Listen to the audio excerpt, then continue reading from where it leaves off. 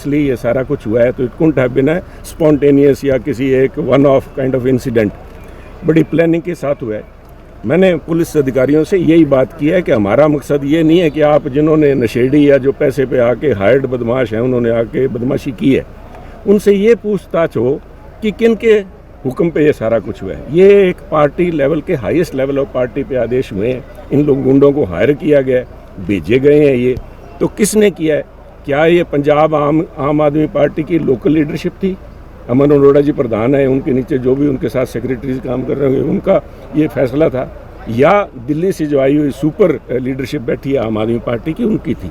क्योंकि हमारा मकसद, अगर जैसे कहते हैं चोर नहीं चोर की मां को पकड़ना जरूरी है, नहीं तो ये पंजाब में बढ़ती हुई वारदात, घटिया किस्म की राजनीति की जो वारदातें जो कि पुराने ममता जी के समय में बंगाल में देखने को मिलते थे, अपने विरोधियों के दफ्तरों के ऊपर तोड़ फोड़ करनी और बदमाशी करनी, वो पंजाब में हम फैलने नहीं देंगे। इस दृष्टि से हम आ जाएंगे। साहब, जो रात को हुआ, जो सीबीआई ने रेड की है vigilance office, it's unheard of कि एक एजेंसी दूसरी एजेंसी में वो जो है वो कर रही है।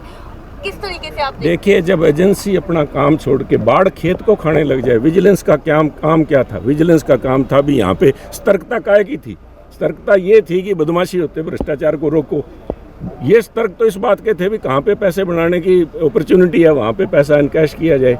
एक आप याद कीजिए, कुछ दिन पहले इन्होंने सीबीआई ने डीआईजी पकड़ा था, 5-7 करोड़ रुपए कैश मिले थे। तो यहाँ तो अभी तो सिर्फ 13 लाख रुपए पकड़ गए। उस पर ध्यान दीजिए कि विजिलेंस डिपार्टमेंट करप्शन रोकने के बजाय खुद करप्शन में इन्वॉल्व हो रहा है। और उससे भी ज़्यादा गंभीर जो मसला है, पंजाब का vigilance department directly chief minister के उनके अधिकार क्षेत्र में, उन्हीं को जाके डायरेक्टर विजिलेंस रिपोर्ट करते हैं। पहली रेड जब हुई ईडी की, उसमें चीफ मिनिस्टर साहब के ओएसडी का नाम जिक्र आया। अब जो रेड हुई है सीबीआई की, इसके अंदर भी सीबीआई के महकमे का डायरेक्ट उनको रिपोर्ट करता है, उनका नाम आया। पता लगा कि डायरेक्टर रात से अवेलेबल नहीं है, अभी तक उनकी पुख्ता जानकारी तो नहीं आई, बट समबडी हायर अप, क्योंकि रीडर उनका खुद का है तो शक की सुई तो उनकी तरफ जाती है। तो ये सारी बातें पंजाब के अंदर, जिस तरह से पंजाब को लूटा जा रहा है आम आदमी पार्टी के 4-4.5 साल के शासन के अंदर, अब एक ही है, लोग भी मांग रहे हैं और मेरा भी मानना है कि सबके साथ सबका विकास, उसके बाद अब सबका हिसाब का समय आ रहा है। और मजीठिया साहब बोल रहे हैं कि सब फड़े जाएंगे। मैं तो कह रहा हूँ फड़े सारे जाएंगे, बचेगा कोई भी नहीं। ये सारे अब चंडीगढ़ से भाग के जब ये रेड हुई है तो आके कोई मोहाली में रह रहे हैं, क्योंकि ये सीबीआई की जुरिसडिक्शन से बाहर है। मुझे पता लगा, क्योंकि पहले 50 नंबर कोठी बड़ी मशहूर थी मुख्यमंत्री के बगल में, जहाँ पे खुद शीश महल बनाया हुआ था।